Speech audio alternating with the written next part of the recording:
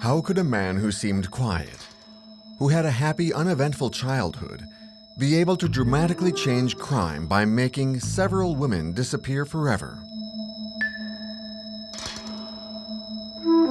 During the First World War, the men are at the front, while the wives, left behind, have to get work in order to survive. Taking advantage of the situation, the Bluebeard of Gambais used matrimonial ads to entice single women in order to relieve them of their assets. Their bodies are never found. Nothing more than a few bones, which prove nothing. Inspector Jules Belin will lead an extraordinary investigation to thwart the culprit who meticulously covered his tracks. Henri Désiré Landru has captivated international public opinion, and several filmmakers have brought the famous killer to the big screen. Charlie Chaplin played him in the 1947 film Monsieur Verdoux. Claude Chabrol directed Landru in 1962, and more recently, in 2005, Patrick Timsit's character was modeled on the famous criminal in the Pierre Boutron film The Landru Case. All these films serve to perpetuate the infamous Landru affair.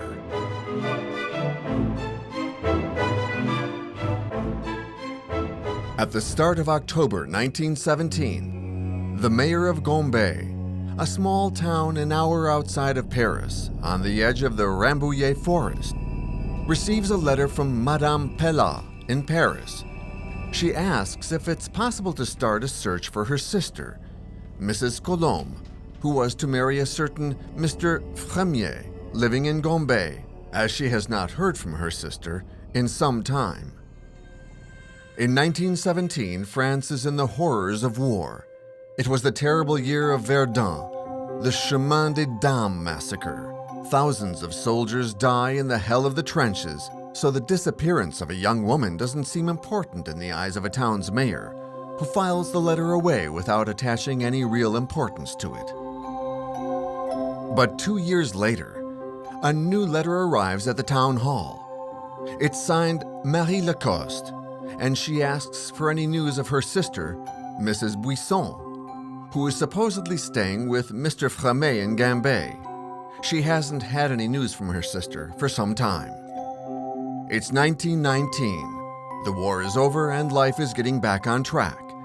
The mayor's assistant, who conscientiously organizes the files, finds the letter received in 1917 and compares it with the one he has just received. There's no doubt about it. The two women are talking about the same person. A mystery remains.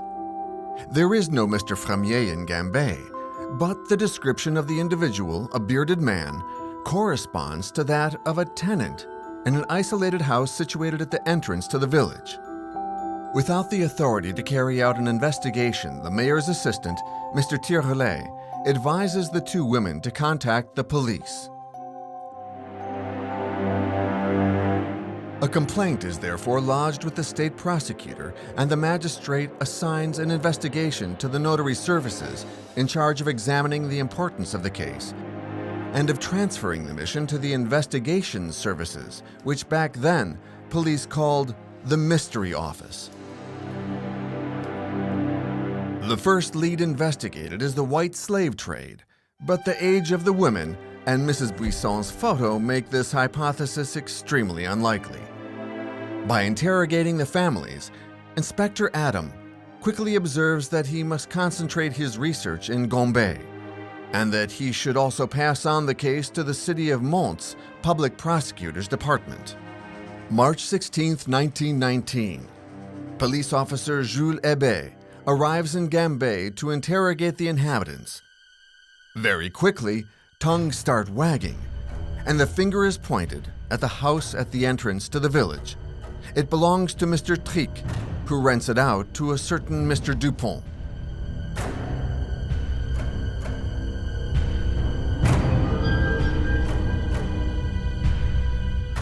Alors Jules Hébet interroge les habitants de Gambais, et ce qu'il entend est extraordinaire.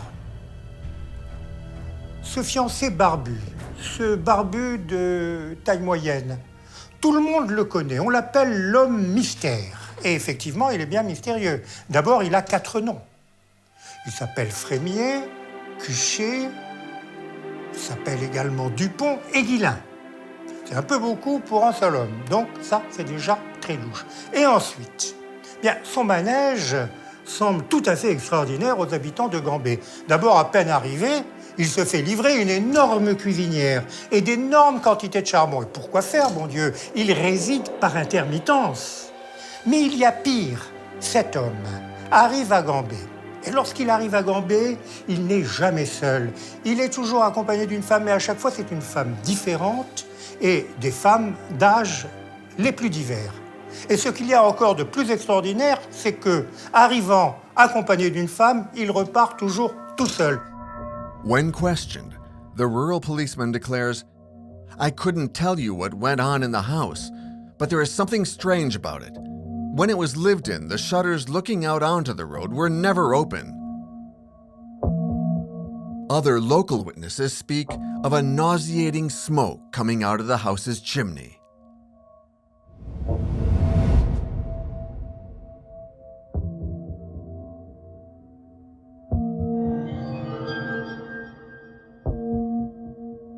Ça sentait mauvais, mais ça sentait mauvais comme parce qu'on se souvenait bien dans le village de Gambais. Il y avait un vieux monsieur qui était décédé et on l'appelait le père Thibault. Il était connu de tout le village de Gambais. Et le père Thibault, un soir, en vieillissant, peut-être en ayant un peu bu, s'était endormi près de sa cheminée, il avait basculé dans sa cheminée, endormi. Et la cheminée qui brûlait, et s'était consumé. Il était mort, brûlé dans sa cheminée. Et évidemment, de cette cheminée s'était échappé la fumée du corps du père Thibault qui sentait, qui puait, quoi. Et les gens se souvenaient de cette odeur. Et ils disaient ensuite aux gendarmes et aux témoins, quand ils étaient venus, quand il y avait ce monsieur barbu dans la villa de Gambais, on se souvient qu'il y avait parfois il y avait de la fumée comme ça qui sortait.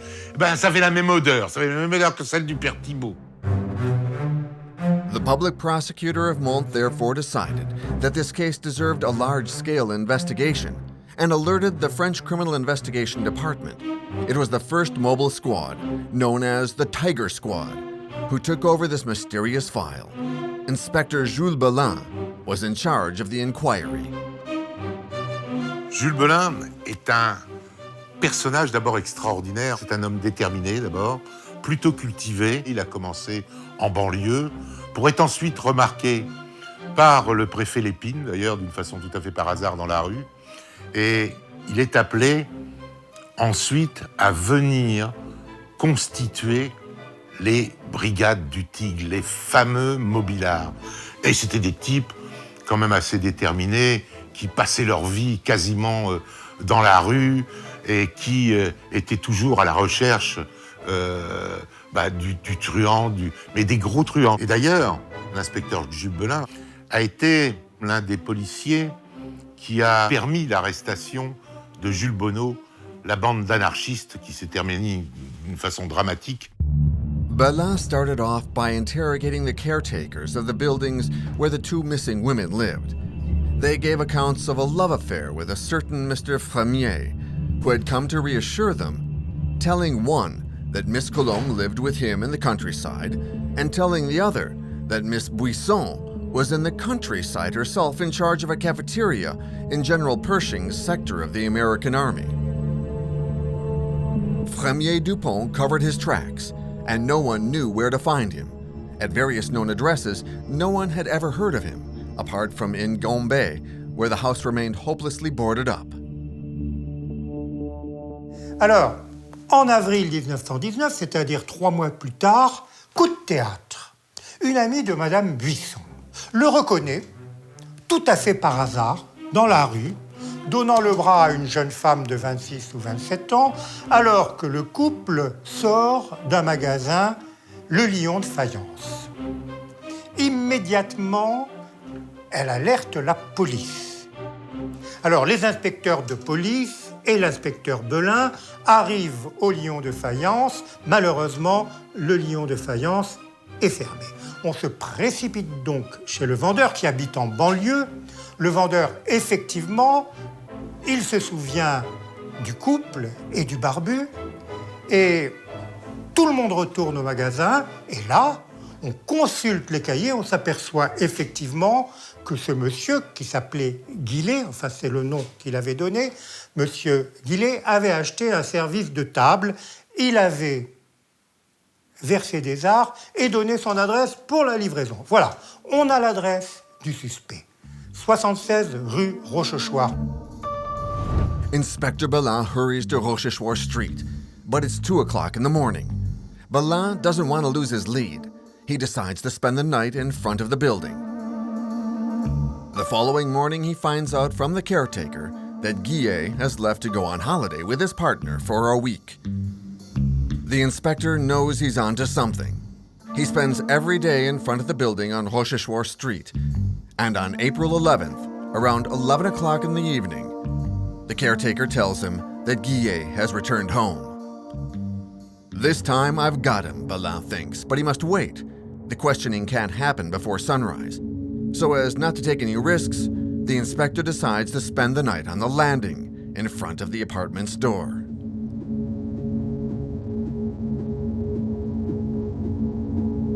"9 o'clock a.m. Inspector Bomberger, who was contacted thanks to the caretaker, joins him and they carry out the arrest. Il frappe à la porte. Il entend du bruit dans l'appartement. Et il entend un homme qui parle et qui râle, qui ralote. Et Belin refrappe, sous prétexte d'ailleurs d'une vente de voiture, d'une petite annonce. Il ne se présente pas comme policier tout de suite. Et un homme lui dit à travers la porte, il dit je suis pas réveillé, je suis encore en pyjama, revenez plus tard. Il dit non mais il faut que je vous voie parce que... Et la personne finit par ouvrir. Et alors là, évidemment, Belin se présente. Et là, en face de lui, un homme que Belin décrit d'ailleurs comme un homme plutôt maigrelet, visage émacié, barbe fort noire, chauve, enfin, le visage et un peu, effectivement, beaucoup endormi encore. Guillet is not alone in the apartment. A few moments later, a young woman in a dressing gown emerges from the bedroom. "Who are you?" she shouts. "It's a misunderstanding," replies Guillet. But overcome with emotion, the young lady faints. Guillet and the policeman rush towards her. They make her inhale salts, and she comes around, moaning. Belin then asks Guillet to prepare himself for a detention which could potentially last a long time. It's 10 a.m. Saturday, April 12, 1919, when Guillet is taken into Superintendent Dutel's office at the Tiger Squad's headquarters, number 3 Greffule Street. Before making the defendant sit down, the officers frisk him. In his trouser pockets are some francs. In his right inside pocket of his jacket, Belin takes out a notebook covered in black fabric. Continuing their search, they discover another notebook hidden in the lining of his coat.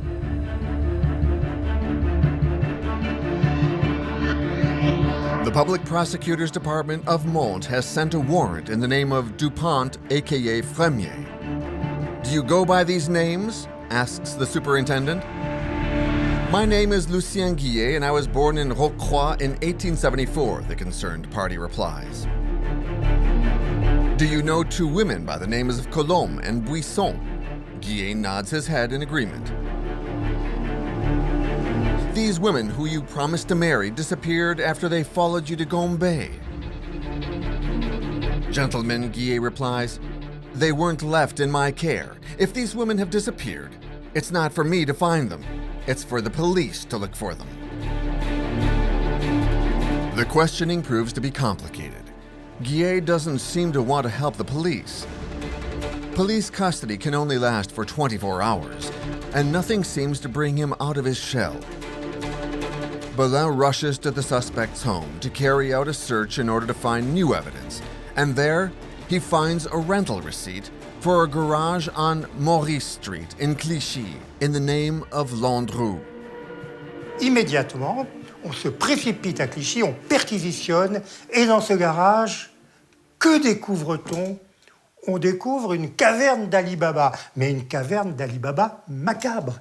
Il y a là des entassements de vêtements féminins, de dessous féminins, des mannequins en osier, des perruques, des postiches. On trouve même un dentier et un râtelier.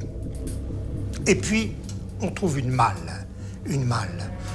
Vous savez, dans toute bonne affaire criminelle à cette époque, il y a une malle. Alors, cette malle est cadenassée, on fait sauter le verrou, et que trouve-t-on à l'intérieur de cette malle? On trouve toutes les archives de l'affaire Landru. Landru était un homme méticuleux, il avait tout noté.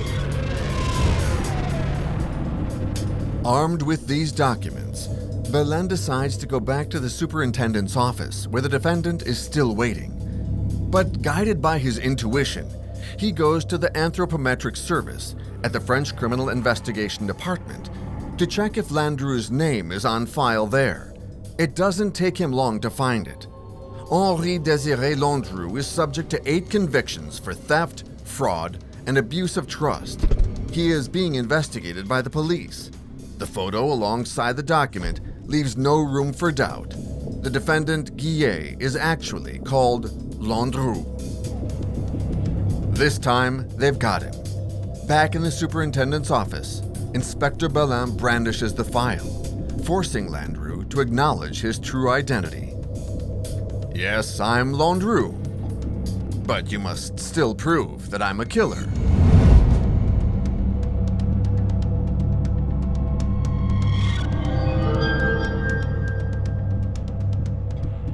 Landru est un homme qui est né le 12 avril 1869 dans une famille parisienne du 19e arrondissement. Sa mère était repasseuse, son père était chauffeur aux forges de Vulcain. Il était très attendu, comme son nom l'indique, puisqu'il s'appelle Henri Désiré Landru. Il est parti au service militaire et il fréquentait déjà celle qui va devenir son épouse. Donc il se marie et à partir de là, il devient père de famille, donc sa fille est déjà née, il a une responsabilité. Là, quelque chose va changer pour lui. Il va s'inscrire pour chercher du travail, il va en trouver, il va entrer dans un cabinet d'architecte, mais il entre dans une manière de travailler qui n'est jamais la bonne, qui n'est jamais suffisante, qui n'est jamais ce qu'il aurait voulu, qui n'est jamais ça. Et à ce moment-là, il s'en va toujours de partout. À côté de ça, chez lui, il raconte à sa femme ce qu'il aurait voulu être en réalité. Donc il lui dit qu'il a participé à la découverte, à la construction d'usines, à la découverte de mines, à l'assainissement de je ne sais quel terrain ou je ne sais quoi. Enfin bref, des travaux extrêmement prestigieux, mais qui ne sont que des récits. Alors là, on peut dire c'est un mythomane. At the police station, during the entire day, the inspectors grill the suspect. He is unshakable. He no longer says a word. At 10 o'clock in the evening, he asks for something to eat, and they bring him chicken, a bit of bread, and a coffee. He eats heartily without saying a word, and at midnight he puts his head on the table, and in front of stunned police officers, he sleeps soundly.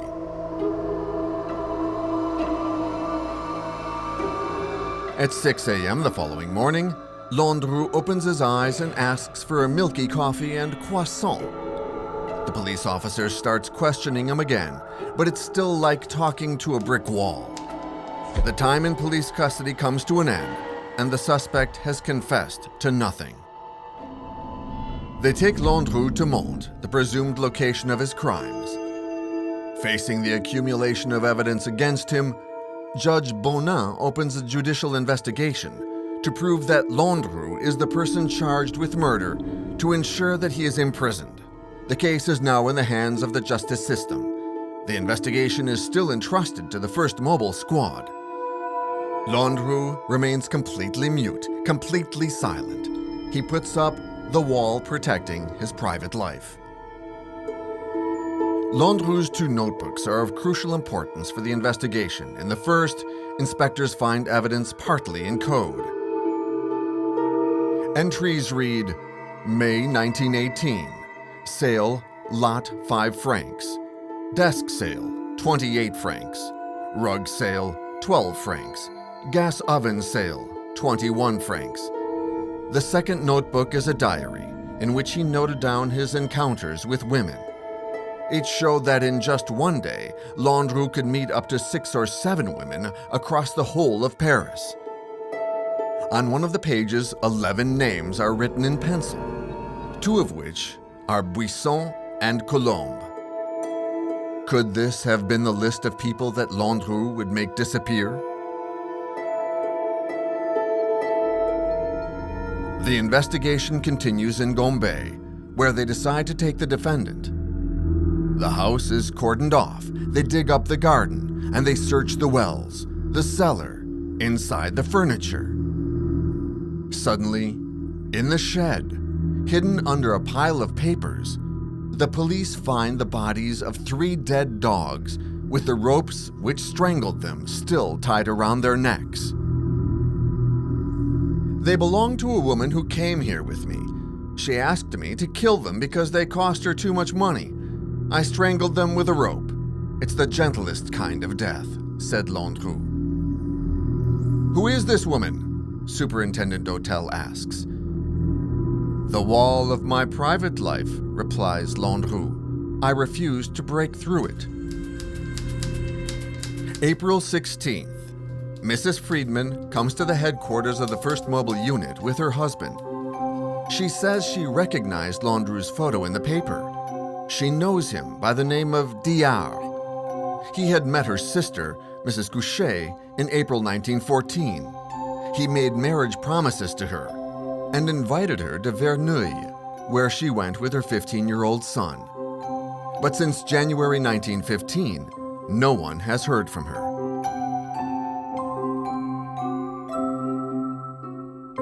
Taking out the list found in Landru's documents, the inspectors find the name Couchet next to the letter J, idem.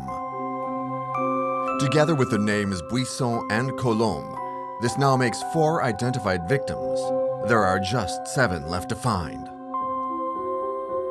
The 4 disappearances are making the headlines.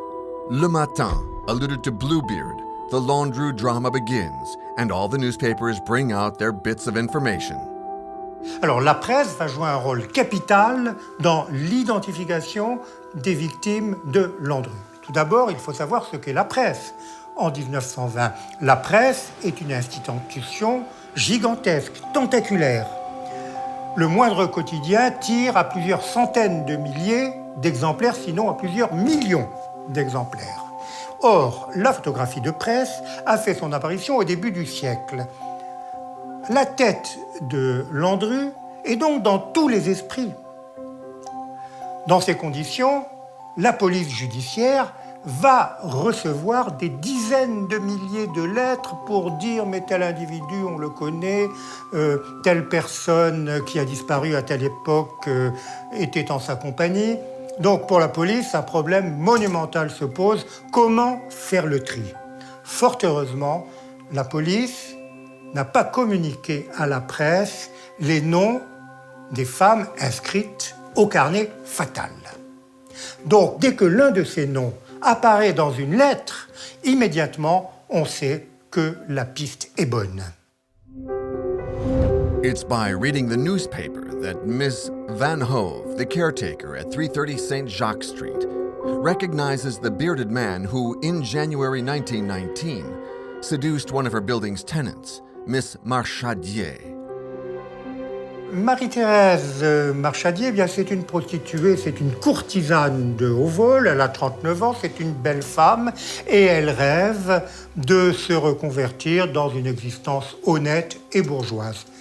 Et pour cela, elle a amassé un certain magot, un petit pécule. Lorsqu'elle rencontre Landru, c'est le coup de foudre. Landru est l'homme de ses rêves. Pour Landru, c'est également le coup de foudre. Mais Landru, lui, le coup de foudre, c'est pour le magot.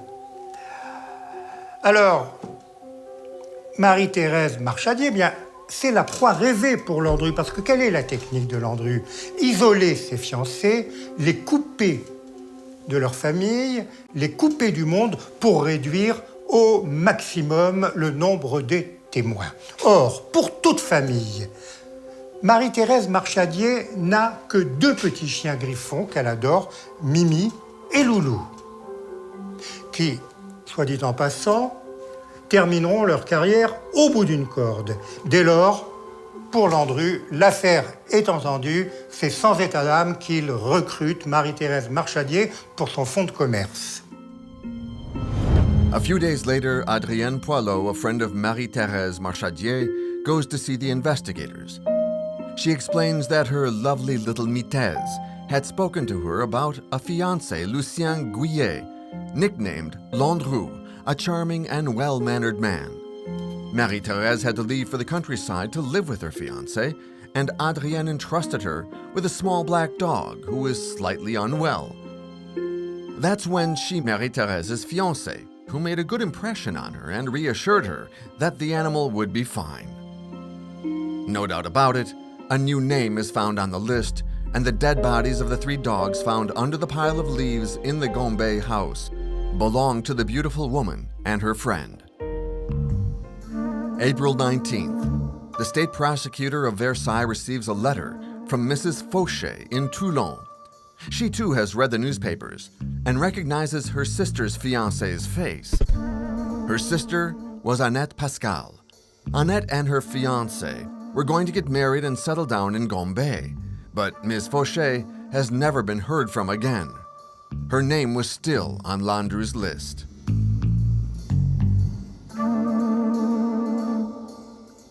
On April 21st, Mr. Rigaud comes to the superintendent's office. I read in the newspapers about the Landru case, he says. I think I can add to the list of disappearances. She's a widow named Guillain, living at 35 Crozatier Street with a family with whom I'm in touch. The inspectors immediately follow this lead, and in less than 24 hours, Miss Guillin's story is pieced together. Miss Guillin was over 50 years old, a former housemaid. She'd inherited a tidy sum of 20,000 francs from her lover. Now able to take care of herself, she wore fashionable outfits and had decided to change her life. It was by the means of marriage ads that she came to know Mr. Couchet. He was pretending to be the French consul in Melbourne, Australia. Good enough to seduce a woman who is in search of status. In August 1915, Miss Guillin announced to her family she was leaving with her fiancé to go to Australia, and no one ever heard from her again.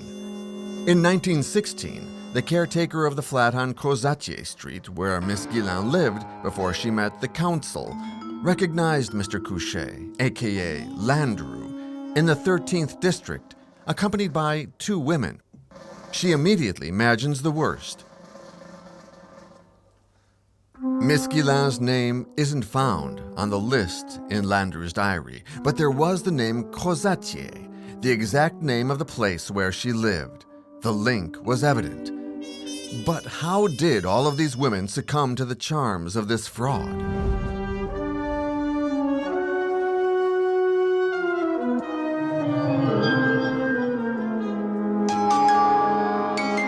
Ces femmes ont succombé, à mon sens, au charme de Landru. Déjà, c'est une période particulière, on est en temps de guerre. Souvent, ces femmes sont veuves, elles ont été mariées, elles ont perdu leur mari au front. Là, c'est vrai qu'il y a peu d'hommes et qu'elles ont besoin d'être séduites. Il y a un certain besoin aussi de refaire sa vie et on a une meilleure place sociale, il est vrai, à cette époque-là, quand on est marié et qu'on a une famille. Au-delà de ça, c'est vrai que Landru maîtrise le verbe à la perfection et que je pense qu'il a beaucoup de facilité à les séduire. Ces femmes attendent le mariage et Landru leur promet le mariage. C'est exactement ça, pour avoir cette place aussi dans la société alors qu'on a perdu déjà un mari. Et voilà, c'est ce qu'il leur promet, c'est ce qu'elles attendent. Après, il les emmène à Gambais et malheureusement, il n'y aura jamais de mariage. The list is comprised of 11 names. Couchet and her son, Landru's first victims, had been identified. The Crozatier secret has been revealed, and it corresponds to Miss Guillain. Ms. Colombe, Miss Buisson, Marie-Thérèse Marchadier, and Annette Pascal were included in the victims. There were just 4 names left on the list to put faces to: Jaume, Babelais, and more mysteriously, those corresponding to a code: Brazil and Le Havre. By studying the Clichy Garage archives closely, the inspectors discover the name Barthélemy in the Jaume file. By cross-checking it with the meetings diary, they read the following lines. Jaume, Miss Barthélemy, Paul's wife, would like to divorce number 23 Leon Street. They set off for Leon Street. The caretaker there knew Mrs. Jaume, and she has not heard from her since her engagement. She worked as a seamstress at number 26 Sheen Street. At the fashion studio, her boss, Ms. Leroux, was affectionate for Ms. Jaume, who had told her about difficulties with her husband. She also told her about meeting Mr. Guillet in March 1917, who had seduced her with his good manners. She decided to leave with him for the countryside whilst waiting for her divorce. Despite the numerous letters that Ms. Hérault sent to her former employee, she never received a single reply. In January 1918, Guillaume Landru turns up at Ms. Hérault's house to appease her worries. He told her a strange story. Ms. Jaume set out on a journey to the United States where she found a job. "I will marry her when she comes back as soon as the war's over," he says. And one more, thought Inspector Bellin. By combing through Landru's archives, the men from the first mobile squad don't take long to discover the identity of the 3 remaining victims. In the Le Havre file, they find identity papers belonging to Berthe Anna Ayon from Le Havre. In his diary, they find under the date August 28, 1915, 10:45, number 165 Wren Street, Berthe Ayon. That was Landru's 9th victim. April 26, 1919, the newspapers informed the public that the 10th identified victim was just 19 years old when she met the man the press called the Bluebeard of Gambais. It's in the apartment on Rochechouart Street that the inspectors discover a photo slid into an envelope with the address of Miss Collin, number 91 Noisy Street, Les Lilas. Miss Collin was the mother of the young André Babelais, who had disappeared after having met Landru. In Gambais, people remember this young girl riding her bike around outside the sinister house, but she's disappeared from sight. After April 1917, her mother never heard from her again. In despair, she informed the police, looked for her daughter in hospitals and in morgues, but it was all in vain. Now the inspectors just need to discover what's meant by the code name Brazil. Alors là, on va s'aider des archives de Landru, trouvées dans sa malle, et on s'aperçoit que l'une des femmes est née en 1868 à Buenos Aires. Alors les enquêteurs se disent, à Buenos Aires, l'Amérique du Sud, évidemment, Buenos Aires, c'est l'Argentine et non pas le Brésil. Mais enfin, se dit-on avec philosophie, peut-être que Landru était mauvais géographe et qu'il aura confondu le Brésil et l'Argentine. Et effectivement, au cours de leurs investigations, les inspecteurs interrogent une gardienne d'immeuble. Et cette gardienne leur apprend que dans cet immeuble habitait une certaine Madame Labordeline, et que cette Madame Labordeline, un beau jour, a disparu après avoir fait la connaissance de l'homme de ses rêves. Or, cette Madame Labordeline était née à Buenos Aires. Voilà. On avait identifié Brésil. The inspectors also carry out several investigations in Verneuil, where Landru had rented a house prior to the one in Gambais. They were particularly interested in the stove, which could have been used to burn the bodies, in Jouvieux, where he had stayed for a few weeks with Ms. Couchet. Presented with a multiplicity of crimes and places, which depended on different public prosecutors' departments, the decision was made to lead the investigation in Paris, where the majority of witnesses were located. On April 27, 1919, the prisoner transfer from Mont de Paris is organized, and the link between the investigation reports was entrusted to the examining magistrate, Mr. Bonin. In the examining magistrate's office, Landru declares in the form of a preamble, "Question me on anything you like. I protest against the accusations which have been made against me. The investigation will shortly show my perfect innocence." It wasn't enough to rely on the defendant to find out the truth. Without a body, there was no way of proving Landru was guilty. The inspectors set out again on the hunt for evidence. There's no doubt in the investigators' minds that Landru had made the 11 victims on the list disappear. But did he stop there? In these files, the names of 283 women were noted over the space of 4 years. All were rediscovered. Some had died from natural causes. Just the 11 names written in Landru's notebook had disappeared.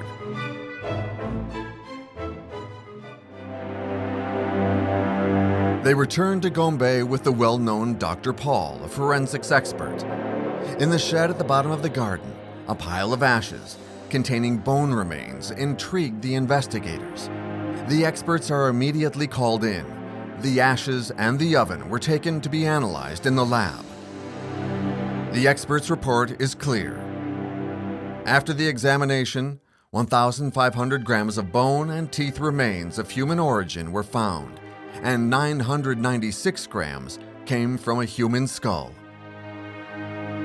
187 bones were identified, and it was established that the bones indisputably came from 3 skulls, 6 hands, and 5 feet from 3 different bodies.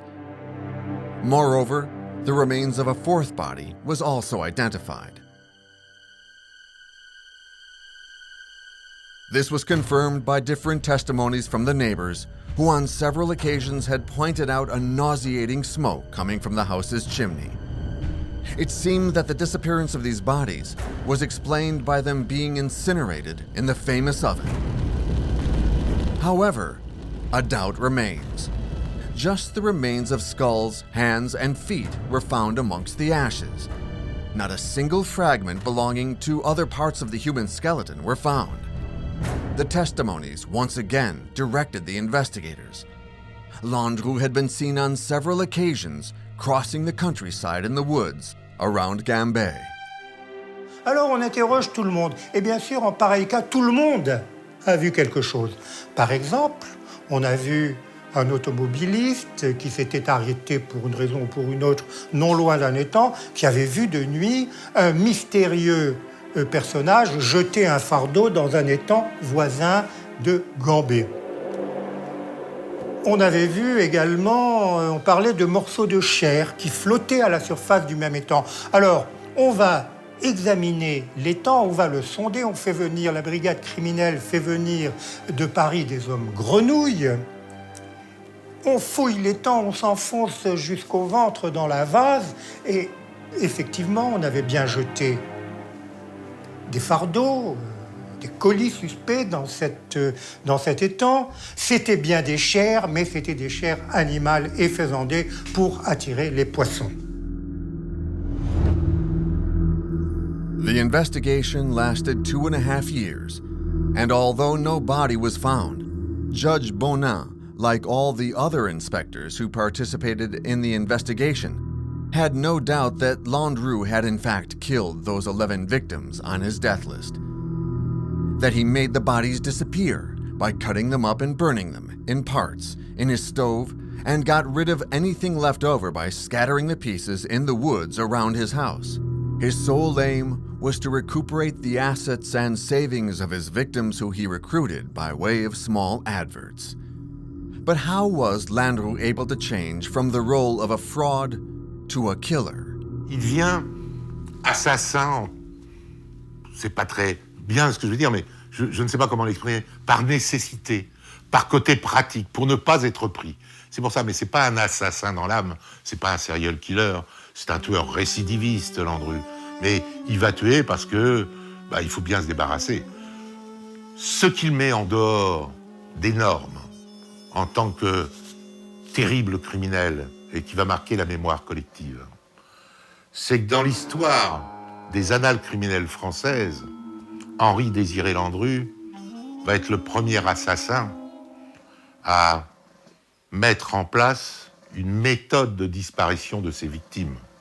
Et elle est totale, puisque dans sa maison, l'une des maisons la plus célèbre, celle de Gambais, là où il achète la cuisinière, où il fait brûler ses victimes, c'est vraiment avec l'intention qu'on ne retrouve rien. Et c'est vraiment pensé, calculé, élaboré et réalisé. Et ça, c'est quand même le côté du personnage, un des côtés du personnage les plus effrayants qu'on retrouvera jusqu'à sa fin, jusqu'à la veille de son exécution, puisqu'il est d'un cynisme incroyable. When Judge Bonin returns Landru's investigation file to the Court of Criminal Appeal, it contains 7,000 pages. Nothing has been left to chance. November 7th, 1921, Henri Désiré Landru appeared before the court of Versailles. The presiding Judge Gilbert will direct the proceedings. Mr. Robert Godefroy is the prosecuting attorney. The defending counsel is Mr. de Moreau-Giaffery. The trial will last 20 days. C'est un grand procès. Il est rehaussé par la présence de personnalités. On y voit Mistinguett, il y a Rému, il y a Maurice Chevalier, et le Matin, le journal Le Matin, a délégué sa chroniqueuse Colette, qui va faire de très beaux récits de ce procès. Et alors, Landru va apparaître à ce procès dans une forme éblouissante. C'est un grand comédien, Landru. Il va exploiter à fond la faille de l'accusation, à savoir qu'il n'y a pas de crime sans cadavre. Où sont les cadavres? Et à la rescousse de cet argument, eh bien, le parquet, le président et la police judiciaire reçoivent quotidiennement des lettres pour leur dire que tel fiancé supposé disparu habite à tel endroit, et on donne des renseignements extrêmement précis. Et alors, eh bien, les délégations judiciaires partent aux quatre coins de Paris. On va vérifier tous ces renseignements.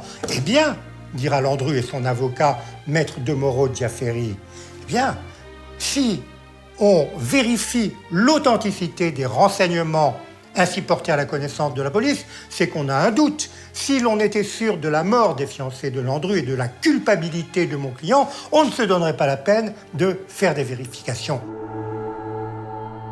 Despite the horrors evoked when describing the appalling crimes committed by Landru, intense debates accompanied by polite language take the public from horror to laughter.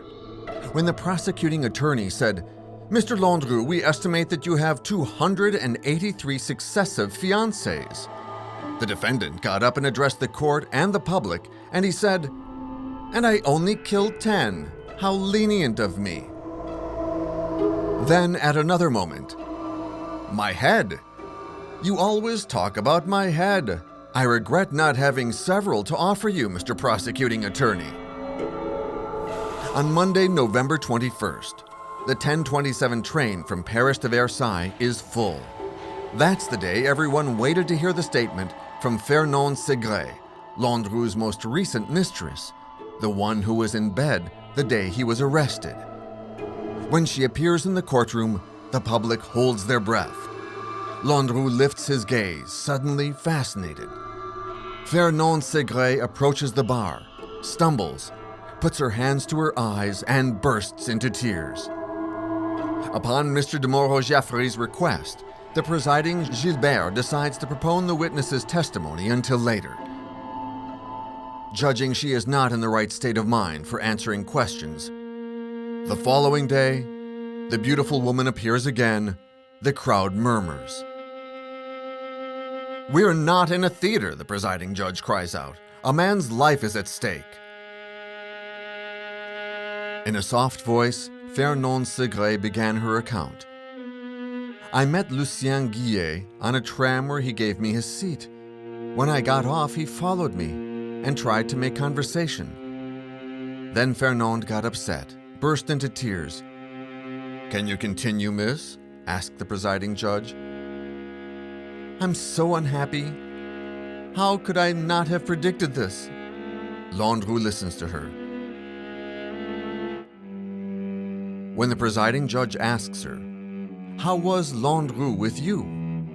she replies, 'Landru was a passionate man, but normal.' Normal. The court is stunned. After the summing up for the prosecution, the prosecuting attorney Godefroy claimed in his own terms the suppression of this corrupt branch of the social tree. Mr. de Moreau-Jaffery employed all of his talent as an orator to defend his client.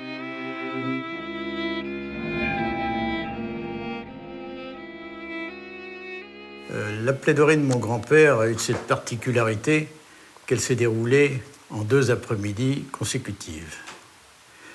L'une, qui était pour ainsi dire un cours de droit civil, dans lequel il a développé le fait que les disparues ne sont pas légalement mortes. Il faut 30 ans pour qu'un disparu soit réputé mort. Le lendemain, mon grand-père a développé la notion d'erreur judiciaire.